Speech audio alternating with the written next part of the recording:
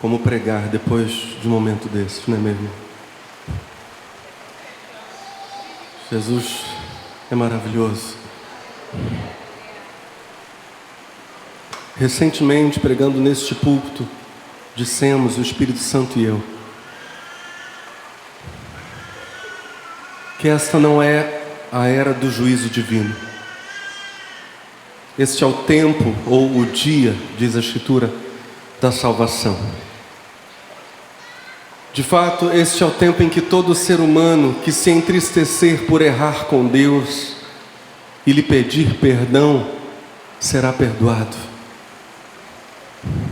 Todo ser humano. Com isso, nós estamos afirmando duas verdades centrais.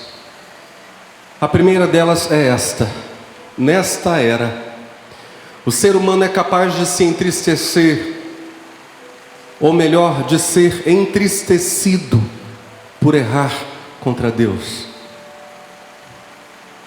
Quando nós dizemos ser entristecido, ou seja, o ser humano aparece aqui como quem sofre a ação, e estamos nos lembrando que quem causa esse entristecimento no coração humano é o próprio Deus, frequentemente utilizando pessoas, eventualmente se servindo de determinadas circunstâncias. Estamos dizendo, em primeiro lugar, que nesta era o ser humano é capaz de se entristecer, porque na verdade Deus o entristece por errar contra ele, Deus. Paulo afirmou exatamente isso, escrevendo aos Coríntios, comentando esse efeito entristecedor que aparece numa outra carta dele. Então ele escreve na segunda carta, comentando outro texto que ele havia enviado, mandado para os Coríntios, dizendo que aquele outro texto teve um efeito entristecedor. Leio então 2 Coríntios 7, quando Paulo vai falar sobre aquele outro texto. A partir do verso 8 ele diz: porquanto mesmo que vos tenha entristecido com a minha carta, não me arrependo. De fato, a princípio me arrependi, pois percebi que aquelas palavras vos entristeceram, ainda que por pouco tempo. Agora, no entanto, me alegro, não porque fostes contristados, mas porque o efeito da tristeza vos levou ao arrependimento. Porquanto, segundo a vontade de Deus, é que fostes entristecidos, a fim de que não sofresseis prejuízo algum por nossa causa. A tristeza, conforme o Senhor, não produz remorso, mas sim uma qualidade de arrependimento que conduz à salvação. Porém, a tristeza do mundo traz a morte.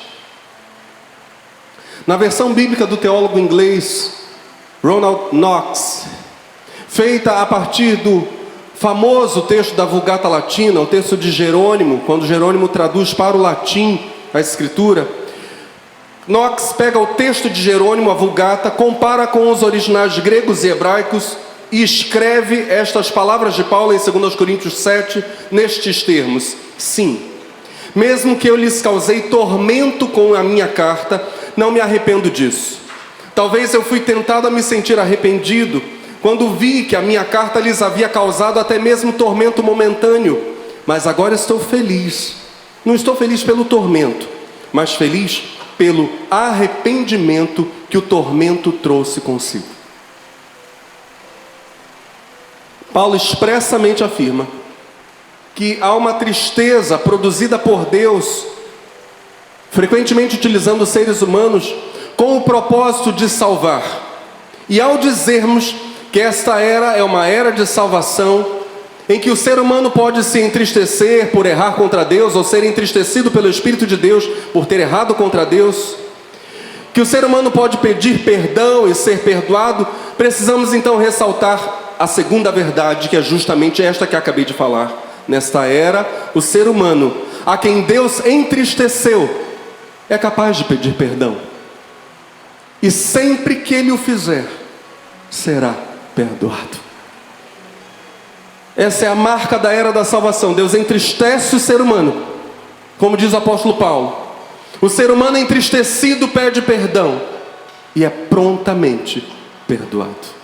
Na NVI, o verso 10 desse mesmo texto de 2 Coríntios capítulo 7 diz: vejam o que essa tristeza segundo Deus produziu em vocês. Que dedicação, que desculpas, que indignação, que temor, que saudade, que preocupação, que desejo de ver a justiça feita. Em tudo vocês se mostraram inocentes a esse respeito. Na King James, esse verso 10 não é o verso 10, é o verso 11. E na versão do Rei Jaime, esse verso 11 diz: pois vede o que esse constrangimento, segundo a vontade de Deus, produziu em vós. Que dedicação, mas igualmente que defesa própria, que indignação, que temor, que saudade, que preocupação, que anseio por ver a justiça estabelecida. Em todos os aspectos, provastes estar inocentes nessa questão. Vamos entender estas coisas. Os coríntios, ao receberem o primeiro texto de Paulo, justamente o texto que os entristeceu, não reagiram com uma irritação humana, não reagiram com qualquer forma de autojustificação, reagiram com tristeza pelo pecado, que Paulo chama de tristeza segundo Deus. O arrependimento genuíno dos coríntios produziu, no dizer de Paulo, 6 sinais. Esses são os 6 sinais que comprovam o genuíno arrependimento.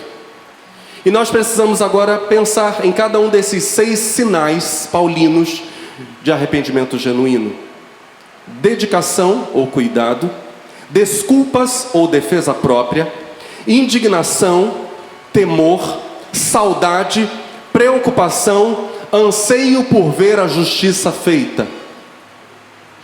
O primeiro deles, portanto, é dedicação ou cuidado. No grego original, o termo é spud. Poderia também ser traduzido por urgência, pressa, diligência, intensidade e sobriedade.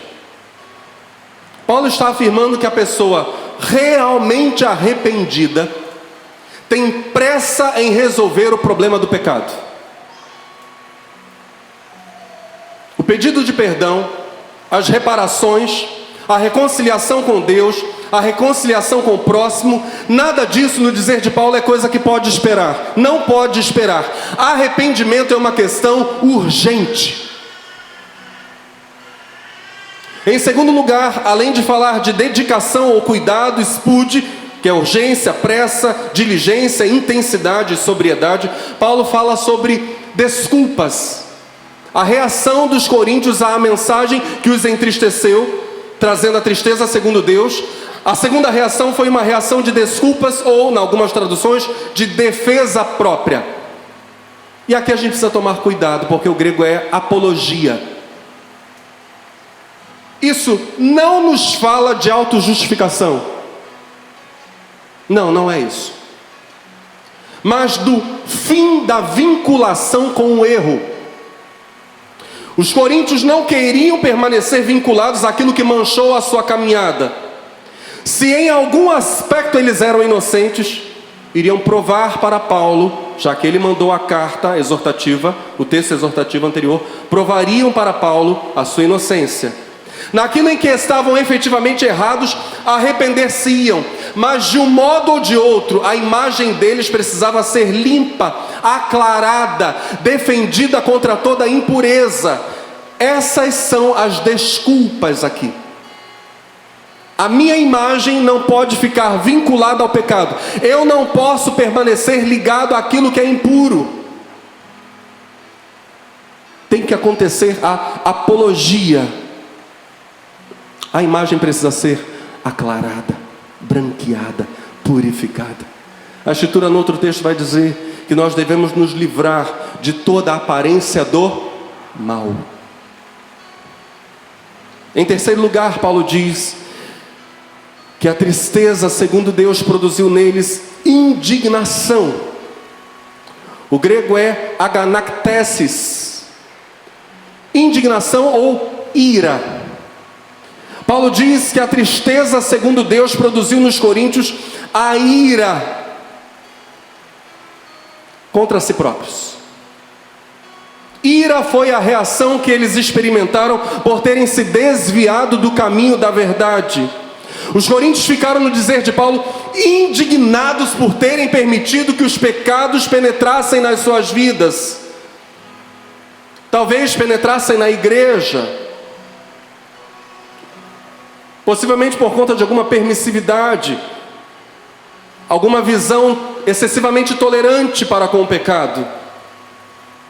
Norman Champlin comenta: um verdadeiro sinal de arrependimento é esse, verdadeiramente raro. Os coríntios ficaram irados consigo mesmos pela vergonha que o seu pecado poderia trazer para a igreja, ou trouxe para o corpo de Cristo. Diga comigo: cuidado, apologia, indignação.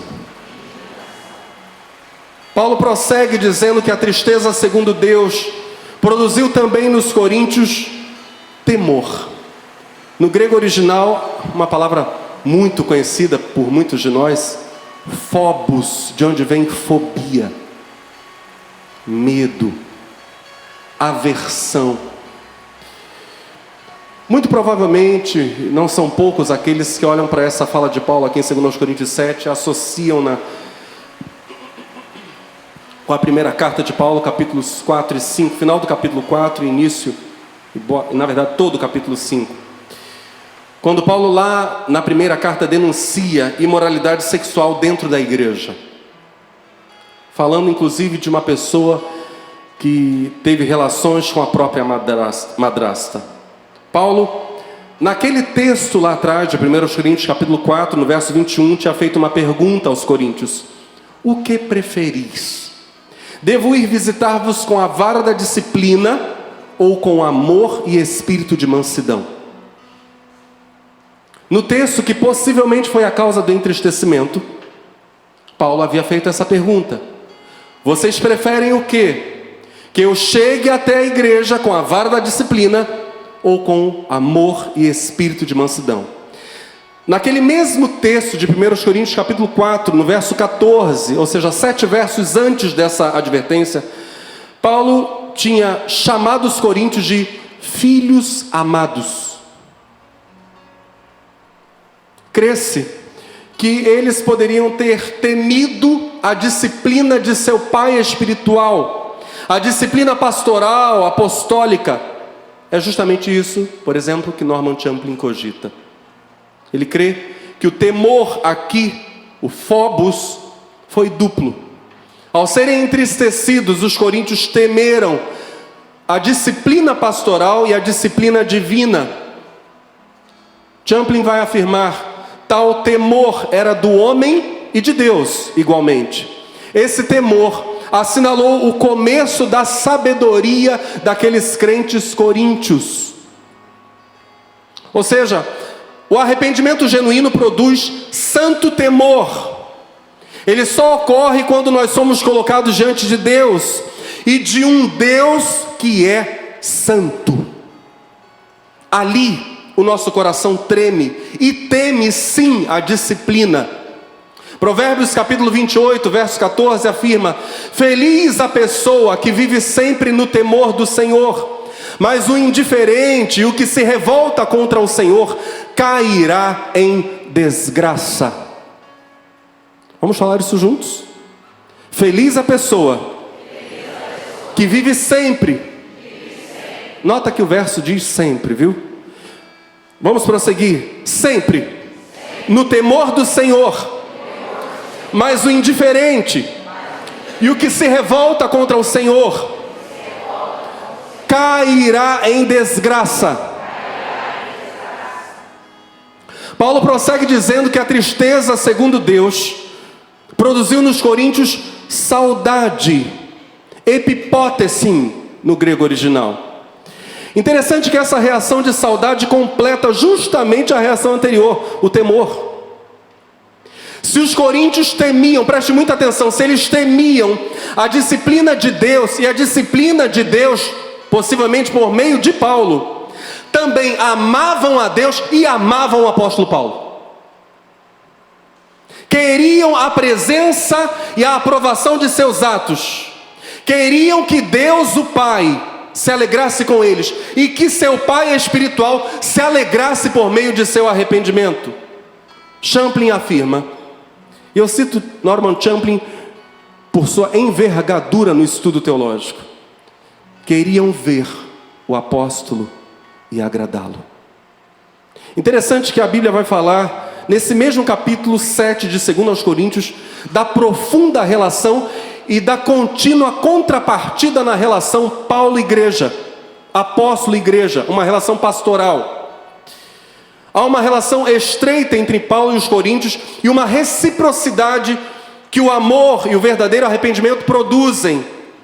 Isso vai transparecendo, por exemplo, nos versos 6, 7 e 14 desse mesmo capítulo. Paulo diz: Deus, contudo, que consola os abatidos, consolou-nos com a chegada de Tito, e não somente com a vinda dele, mas semelhantemente com a consolação que Tito recebeu de vós. Ele nos relatou sobre a saudade, a tristeza e a preocupação que tendes por mim, de maneira que me alegrei ainda mais, pois eu havia declarado a ele que estava orgulhoso de vós, e não fui decepcionado por vós, mas como tudo que vos afirmamos era verdade, assim também o orgulho que manifestamos a Tito se provou verdadeiro. Vocês tinham cuidado por mim, e eu tinha orgulho de vocês. E assim caminhavam apóstolo e igreja. Se o pecado foi a causa da comunhão com Deus, ou da ruptura, da comunhão com Deus, se o pecado foi a causa da ruptura com algum ser humano, seja ele nosso líder ou não, se o pecado fez com que essas relações fossem de algum modo prejudicadas, Paulo está dizendo que o verdadeiro arrependimento sempre produzirá uma saudade ativa, que busca a restauração completa dessas mesmas relações rompidas ou prejudicadas. Arrependimento genuíno produz saudade ativa. Diga comigo, saudade ativa. Em sexto lugar, Paulo diz que a tristeza, segundo Deus, gerou no coração dos coríntios uma reação de preocupação ou zelo. Vamos falar disso juntos? Preocupação ou zelo. No verso 7, Paulo tinha afirmado que Tito relatara sobre a saudade, a tristeza e a preocupação ou zelo que os coríntios tinham por ele, e isso, disse Paulo, o alegrou. Arrependidos agora, os coríntios queriam reparar todo o dano causado ao coração de Deus e ao coração de Paulo, por causa do pecado que havia sido cometido entre eles. Se necessário fosse, isso que está implícita aqui na fala de Paulo sobre preocupação ou zelo com ele, Paulo, se necessário fosse, a igreja puniria os ofensores, exercendo a igreja disciplina eclesiástica. Se isso fosse necessário, a que houvesse reparação do dano. E em último lugar, Paulo diz que vindita, ou que punição, ou que vingança, o anseio pela justiça feita, o grego ekdikesin. A preocupação ou zelo por Deus e pelo Pai espiritual, no caso o apóstolo, fez de fato, na prática, sim, isso ocorreu, é o que o texto está dizendo para nós, fez com que de fato os coríntios punissem os ofensores. Talvez a ofensa fosse justamente aquela lá de 1 Coríntios, final do capítulo 4 de 1 Coríntios e todo o capítulo 5. Talvez aquele crente imoral tivesse sido disciplinado. Talvez fossem pessoas que estavam perturbando a paz na igreja. Talvez fossem falsos obreiros, falsos pastores, falsos mestres. De um modo ou de outro, a igreja se desassociou dos transgressores. É o que Paulo está dizendo aqui. Houve uma ruptura. Que vindita! que punição, que justiça feita. Vocês foram absolutamente zelosos, na prática, zelosos do bem. Dedicação ou cuidado, desculpas ou defesa própria, indignação, temor, saudade, preocupação, punição. Johann Bengel, um teólogo pietista alemão do século XVIII, agrupou esses 6 últimos resultados da tristeza segundo Deus dos crentes coríntios em 3 pares. Bengel disse o seguinte: defesa própria, limpar a própria imagem, e indignação. Estas coisas estão relacionadas ao opróbrio, à vergonha em que caíra a comunidade cristã local de Corinto. Temor e saudade. Estas coisas, disse Bengel, estão relacionadas ao desejo veemente deles por Deus e pelo apóstolo. Zelo e vindita são as 2 ações dos coríntios com relação aos ofensores impenitentes. Está se falando aqui daqueles que não participaram do arrependimento em que a igreja participou. Boa parte da igreja se arrependeu do erro, mas houve aqueles que eram impenitentes, e para esses houve punição. Os 7 elementos, as 7 reações listadas por Paulo, demonstram arrependimento genuíno, fruto da tristeza operada por Deus. E todas estas coisas que acabamos de ver são introdutórias a esta mensagem que vai continuar no domingo que vem. Nós agora encerramos a introdução. Nesta era, o ser humano a quem Deus entristeceu é capaz de pedir perdão. Sempre que ele o fizer, será perdoado. O verdadeiro arrependimento demonstrará essas 6 reações, ou 7. Depois de relatar, olha que interessante, essas 7 manifestações dos coríntios para a sua exortação, para o seu texto entristecedor, Paulo declara os coríntios inocentes. Olha o que ele diz nesse mesmo capítulo, 2 Coríntios, capítulo 7, verso 11. Pois vede o que esse constrangimento, segundo a vontade de Deus, produziu em vós. Que dedicação, mas igualmente que defesa própria, que indignação, que temor, que saudade, que preocupação, que anseio por ver a justiça estabelecida. Em todos os aspectos, provastes estar inocentes nessa questão. Até parece então que os coríntios não haviam errado em nada. Até parece que a exortação pastoral, lá da primeira carta, capítulos 4 e 5, a exortação apostólica tinha sido desnecessária. Se eles se mostraram inocentes, absolutamente na questão de pecado, que foi o motivo da carta dura de Paulo, se eles estavam inocentes, parece que não haviam errado em nada. Apenas parece. O que Paulo está dizendo é que o arrependimento, e isso vai concordar com todo o espírito do Novo Testamento, o arrependimento restaura a pessoa à condição de justa, de modo que o pecado parece nem ter acontecido. Na relação com Deus, aquilo sumiu. Vocês se provaram absolutamente inocentes, Paulo diz. A reação de vocês para com o pecado demonstra que não há pecado. Está tudo apagado. Nós não estamos com isso dizendo que as consequências do erro desaparecem. Não. Moisés se arrependeu de ter ferido a rocha, mas ainda assim, diz a Bíblia, não teve permissão para entrar na terra prometida. Sobre qualquer outro assunto, e o diálogo de Deus com Moisés deixa isso bem claro. Sobre qualquer outro assunto, Moisés poderia conversar com Deus. O caminho estava aberto, a conexão estava mantida, mas a consequência de não entrar na terra prometida por causa de ferir a rocha, era uma consequência irrevogável. Deus nem queria conversar sobre aquilo com Moisés. Isso não. Essa consequência é irrevogável. Entretanto, nesta noite, a nossa ênfase, encerrando essa introdução, é na condição de justos, trazida pelo verdadeiro arrependimento. A Bíblia está dizendo que há uma porta aberta diante da raça humana. A porta da salvação, a porta da graça salvadora de Deus está escancarada. Entremos por ela, pois um dia ela se fechará. Essa é a advertência de Jesus, vezes sem fim, nos evangelhos. Um evangelho que não está muito popular hoje em dia.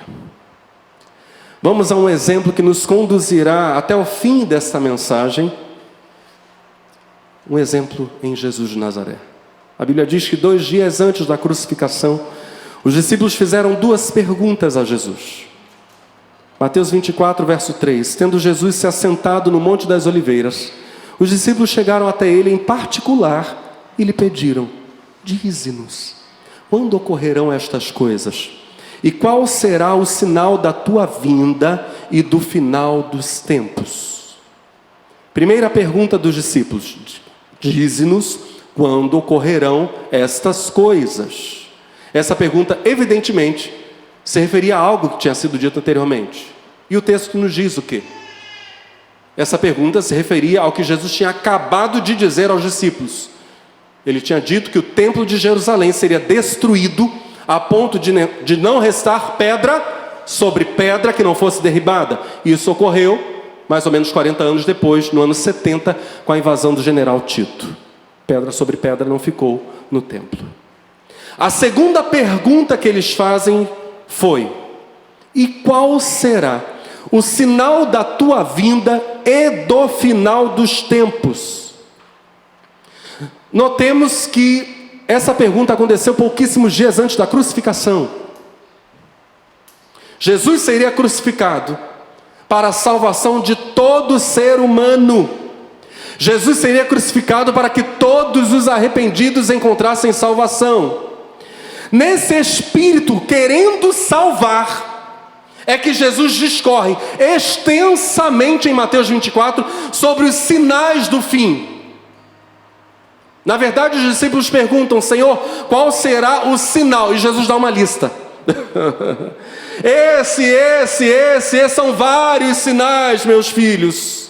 Jesus discorre extensamente sobre os sinais do fim e conclui com palavras graves, com palavras muito sóbrias, muito solenes. O Senhor diz, a partir do verso 36, entretanto, a respeito daquele dia e hora, ninguém sabe, nem os anjos dos céus, nem o Filho, senão exclusivamente o Pai, como aconteceu nos dias de Noé.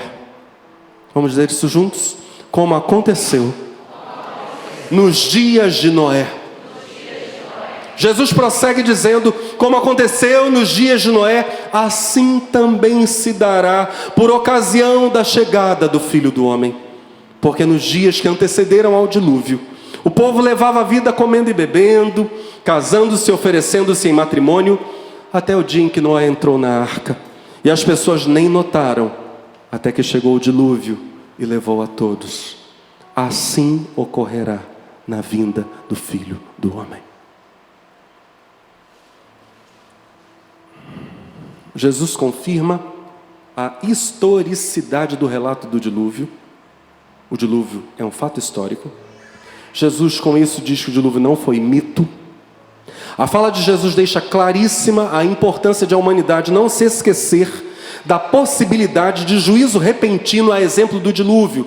Nota que boa parte do Gênesis, na verdade 4 capítulos, reservam-se apenas a contar sobre o dilúvio. Deus gastou muito tempo com esse assunto.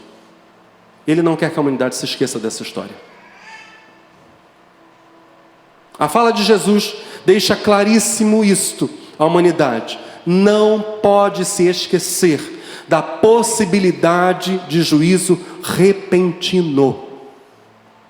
Vamos então ao relato do dilúvio, em Gênesis capítulo 6, a partir do verso 1. Então, quando a humanidade começou a se multiplicar sobre a face da terra e nasceram muitas mulheres, os filhos de Deus viram que as filhas dos homens eram atraentes e escolheram para si aquelas que lhes agradaram os olhos.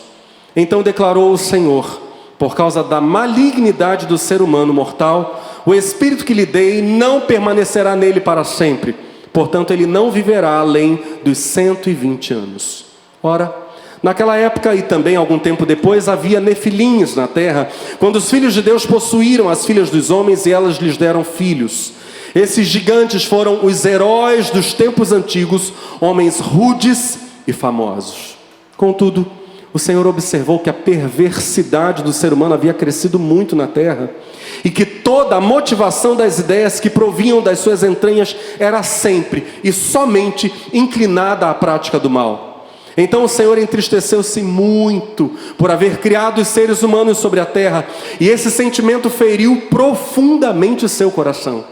Declarou então o Senhor: farei desaparecer da superfície do solo os seres humanos que criei, todos os homens, os grandes animais até os pequenos seres e as aves do céu. Arrependo-me de havê-los feito. Contudo, a Noé, o Senhor demonstrou sua graça e misericórdia. Eis a história de Noé. Noé gerou 3 filhos, Sem, Cão e Jafé.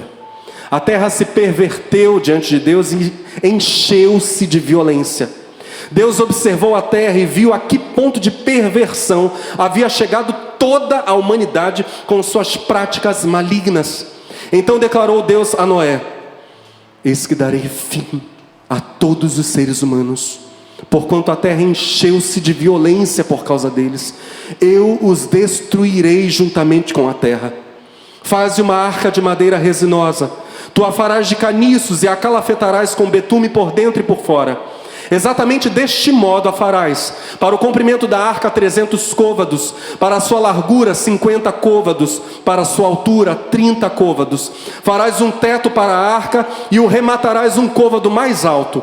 Farás a entrada da arca pelo lado e farás um primeiro, um segundo e um terceiro andar. Da minha parte, mandarei o dilúvio, muitas e muitas águas sobre a terra, a fim de que exterminem de debaixo do céu toda a carne que tiver fôlego de vida. Tudo o que há sobre a face da terra deve deve perecer.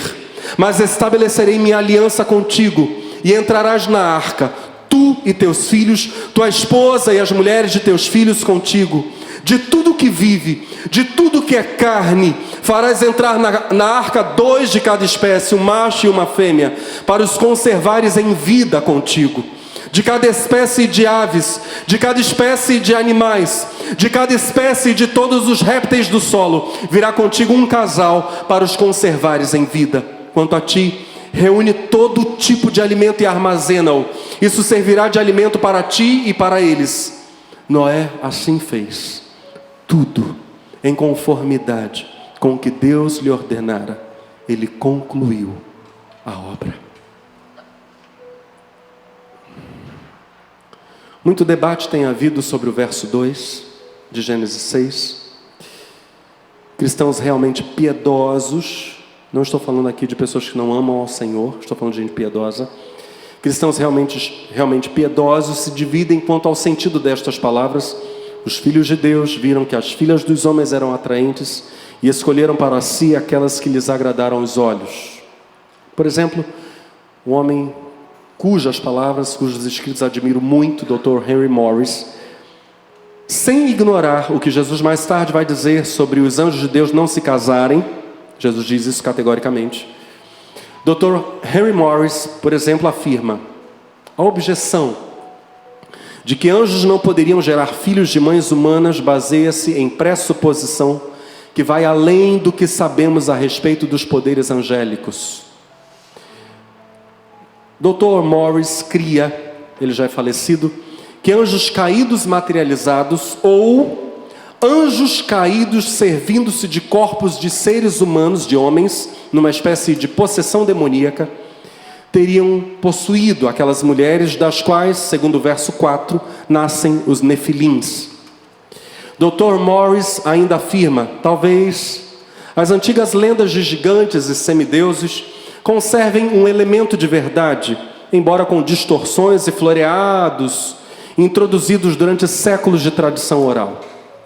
Então, esta é uma das possibilidades discutida dentro do texto de Gênesis capítulo 6, verso 2. A segunda possibilidade real é a de que os filhos de Deus são uma referência aos descendentes do piedoso Sete, filho de Adão e Eva. E que as filhas dos homens são referência à impiedosa descendência de Caim. Os nefilins, então, teriam sido resultado de casamentos mistos de justos, os descendentes de Sete, com pagãos, os descendentes de Caim, fazendo com que a justiça sobre a terra, de fato, desaparecesse. A terceira possibilidade, ainda que remota, levantada, por exemplo, em nota de rodapé da Bíblia King James, alguns de nós aqui possuímos esta Bíblia, é a de que os filhos de Deus seriam autoridades políticas, os poderosos deste mundo, exemplo de Lameque, que, atraídos pela beleza física das mulheres do povo, montaram verdadeiros haréns e corromperam a terra com todo tipo de pecado, a começar de pecados sexuais. O que sabemos objetivamente é que desta união dos filhos de Deus com as filhas dos homens, dessa união que no texto soa como algo estranho, os filhos de Deus, independente de quem fossem eles, não deveriam se misturar com as filhas dos homens, uma expressão que normalmente na Bíblia não é usada para se falar de gente que anda com Deus. Essa união deles gerou algo muito ruim, e daí nasceram os nefilins. Nefilins é um termo de difícil tradução no hebraico. Poderiam ser gigantes, poderiam ser depravados, poderiam ser caídos. O que nós objetivamente sabemos é que esses nefilins, diz a Bíblia, foram os heróis dos tempos antigos, homens rudes e famosos. Prestemos atenção na associação que o texto faz. Homens rudes. Aqui a referência é mesmo à impiedade, crueldade. Homens cruéis, grandes pecadores, de grande renome. A impressão que temos olhando para o texto é: quanto maior o pecado nesse momento da história, maior a fama, maior o renome. Haveria alguma semelhança disso com os nossos dias? Quanto mais afundados no pecado, mais renomados. Os nefilins cresceram, diz o texto, em perversidade e fama. Verso 5. O Senhor observou quanto havia aumentado a perversidade dos seres humanos na terra, e viu que todos os seus pensamentos e seus propósitos eram sempre inteiramente maus. O verso 12 literalmente diz que todo ser vivente havia corrompido o seu caminho, todo ser em que havia fôlego de vida, todo ser que precisava de ar para a vida. Ou seja, o mal permeava tudo, até o mundo animal. A maldade da raça humana, a corrupção, se espalhou de tal modo que se tornaram uma doença generalizada e incurável. O único recurso possível era a eliminação de tudo. Nós não conseguimos medir o nível de impiedade daqueles dias. Não dá nem para imaginar. A impiedade era tamanha que apenas um homem resta. Somente Noé havia resistido à depravação do mundo. Você consegue imaginar isso? Um homem. Apenas 2 capítulos antes, em Gênesis capítulo 4, nós temos a palavra de Deus dirigida a Caim. Antes do assassinato do Abel, Deus diz a Caim, em Gênesis 4, verso 7, O pecado está à porta, à sua espera, e deseja controlá-lo, mas é você quem deve dominá-lo. E o desfecho é: Caim rejeita a advertência de Deus, torna-se um famoso homicida, um assassino. Séculos depois, agora na era de Noé, um a um, os seres humanos vão se rendendo ao convite do mal, até que toda a humanidade se torna inacreditavelmente má, restando apenas Noé.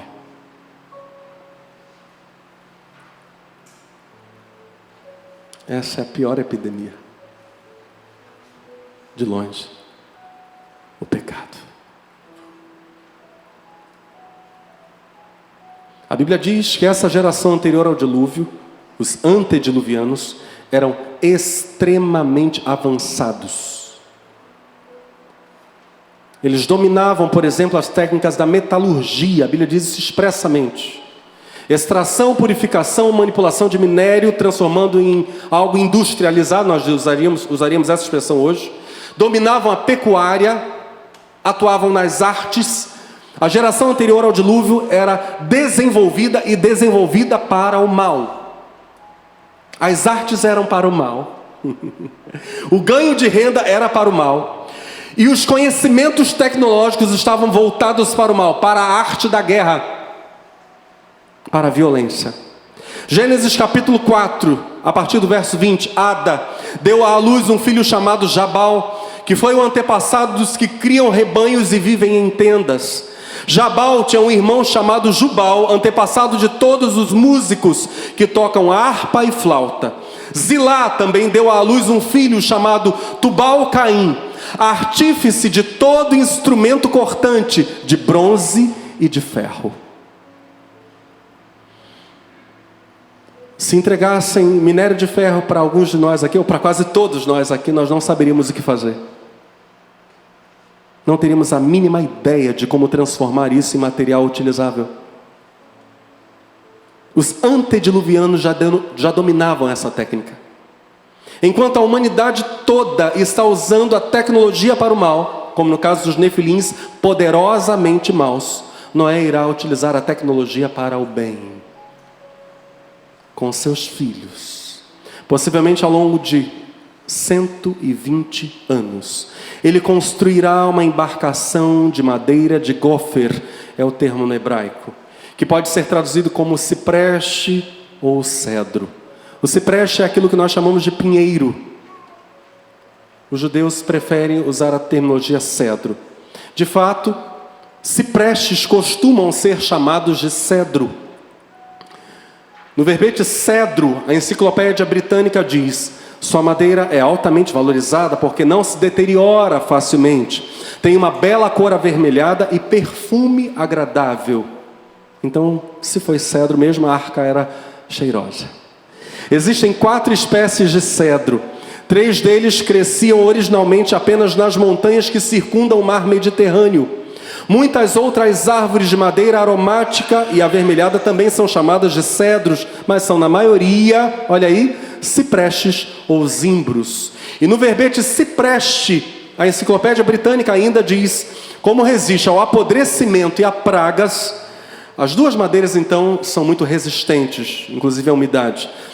Prossigo aqui. Como resiste ao apodrecimento e a pragas, o cipreste, a madeira do cipreste é usada para fazer cercas, diques e outras estruturas a céu aberto.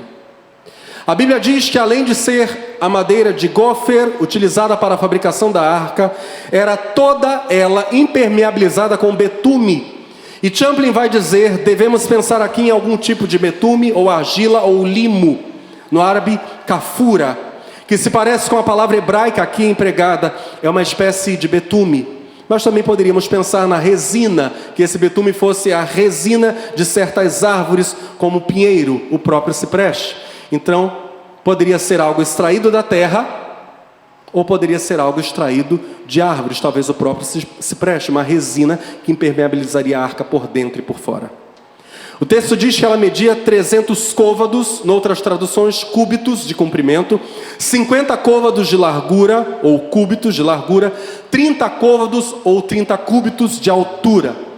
A pesquisa histórica oferece diferentes medidas para côvado, que é uma das medidas lineares mais antigas da história do mundo.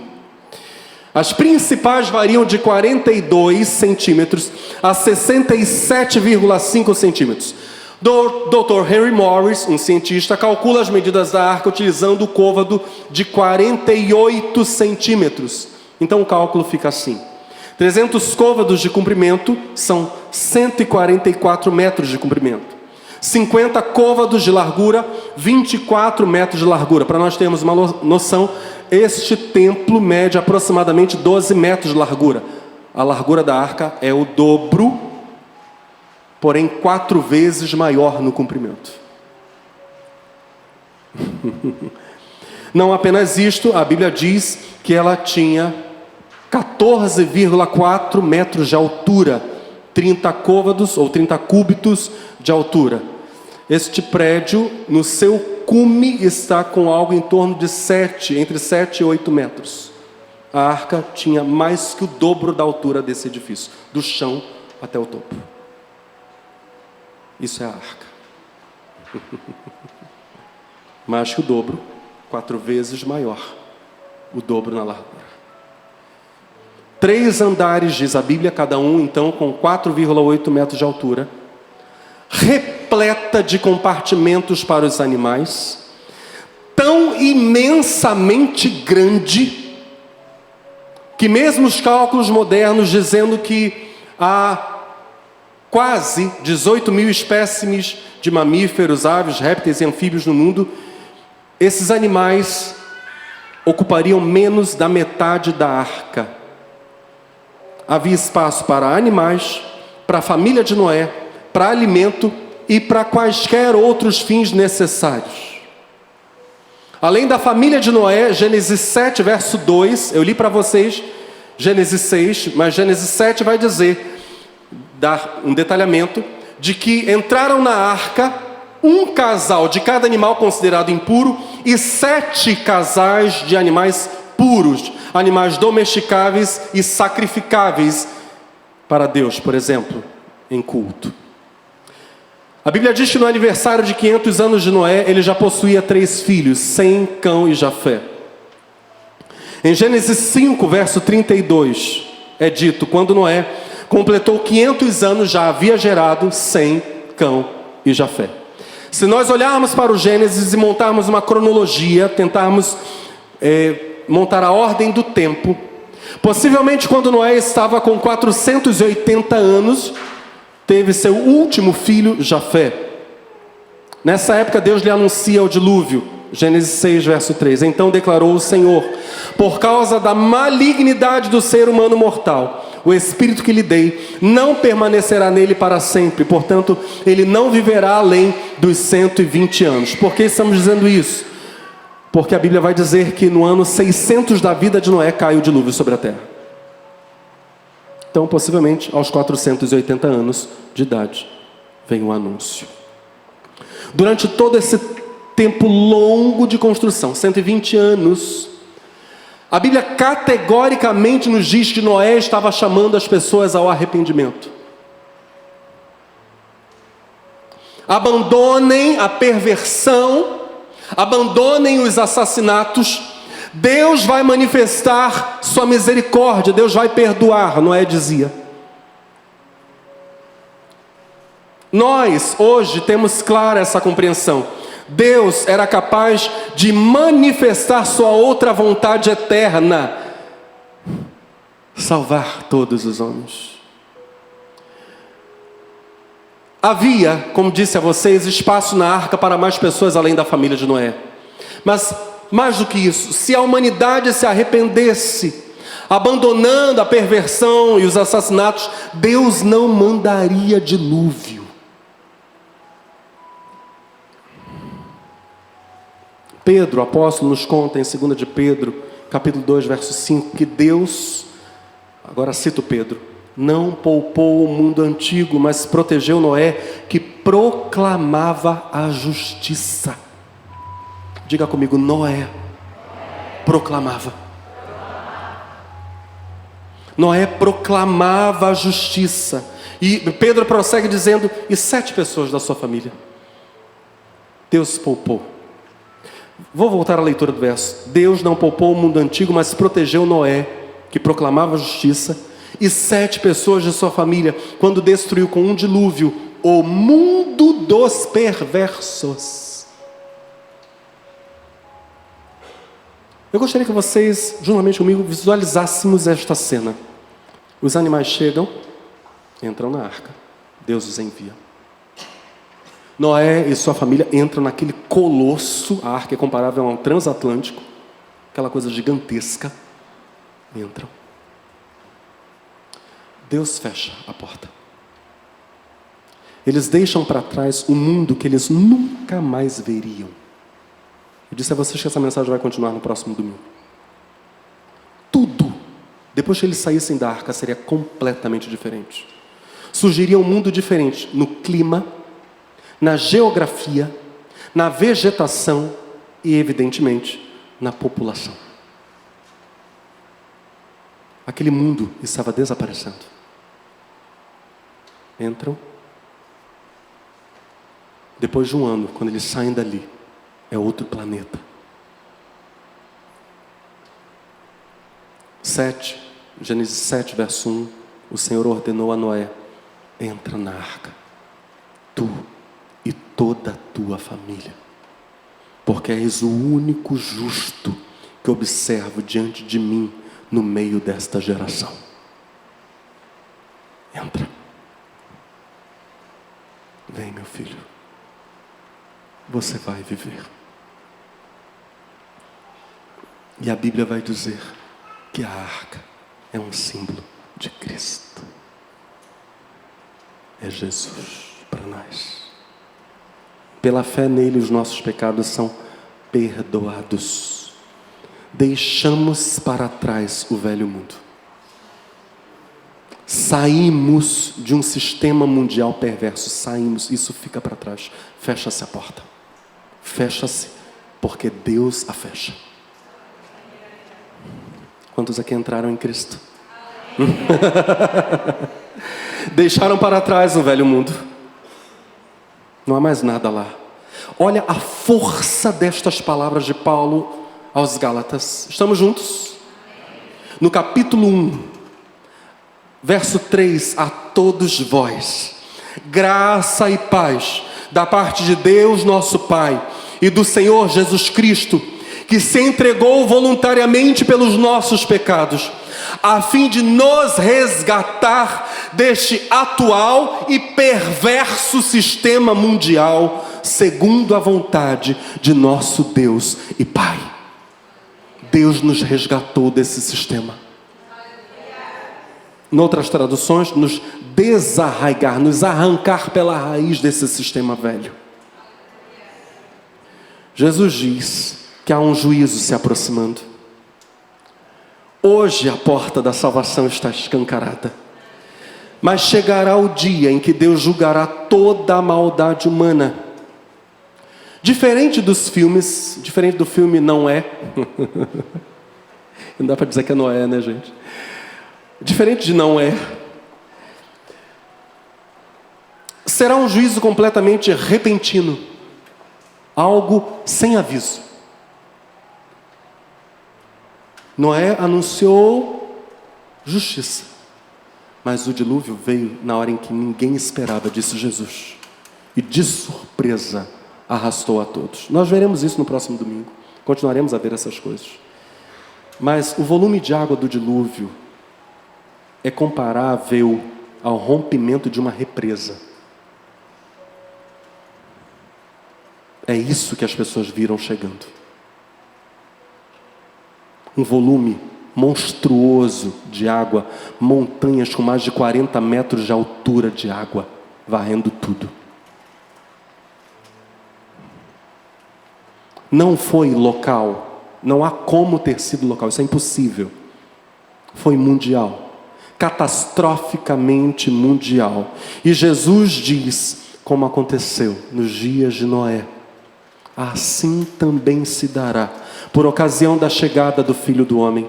Porque nos dias que antecederam ao dilúvio, O povo levava a vida comendo e bebendo, casando-se e oferecendo-se em matrimônio, até o dia em que Noé entrou na arca, e as pessoas nem notaram, até que chegou o dilúvio e levou a todos.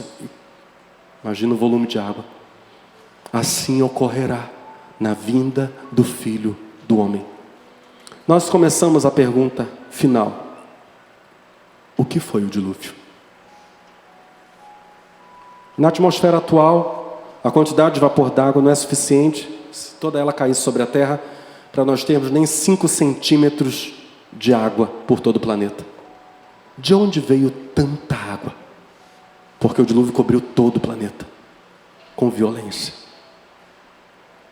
No dia em que Noé completou 600 anos, 1 mês e 17 dias, precisamente nesse mesmo dia, todas as fontes das grandes profundezas jorraram, e as comportas do céu se romperam, e a chuva caiu sobre a terra 40 dias e 40 noites. Olha a sequência do texto. Primeiro, todas as fontes das grandes profundezas jorraram, a terra se quebrou toda. As comportas do céu se romperam, a chuva caiu sobre a terra. Falaremos sobre isso no próximo domingo. Não precisa ficar com medo. Venha, porque Jesus está aí para nos salvar do juízo vindouro. Hoje temos clara a oferta de perdão e salvação. Este é o tempo da salvação. Eu gostaria de encerrar esta mensagem com a fala de Pedro. Estamos juntos. Antes de tudo, considerai atentamente. Diga comigo, atentamente. Pedro diz, presta atenção.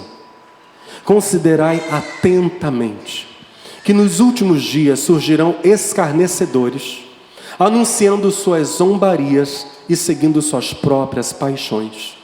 Eles proclamarão: o que aconteceu com a promessa da sua vinda?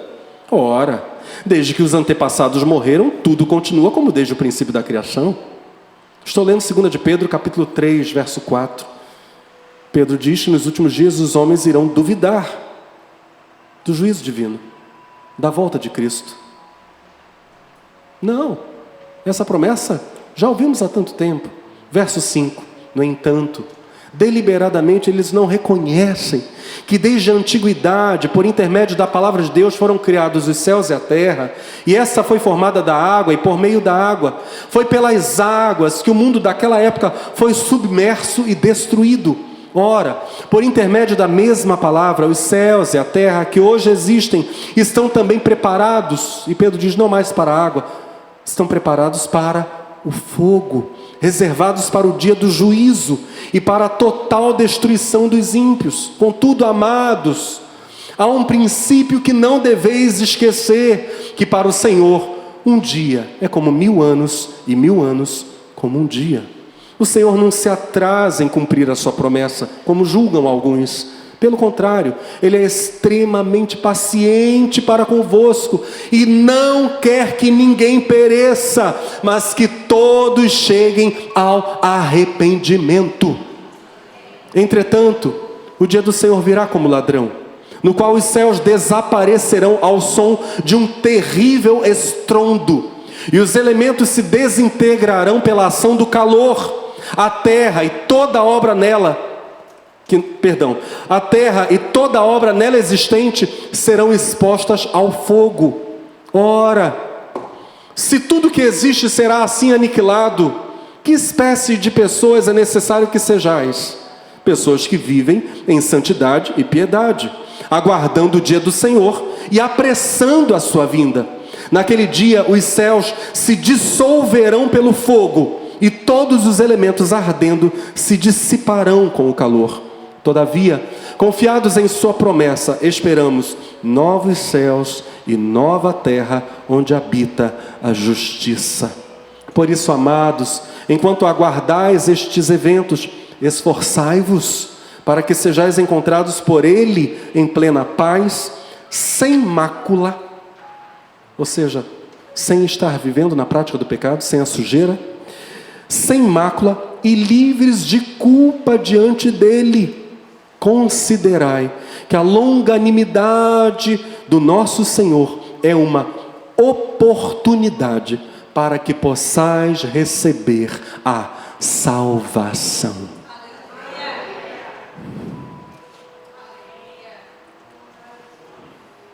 A porta da graça está aberta.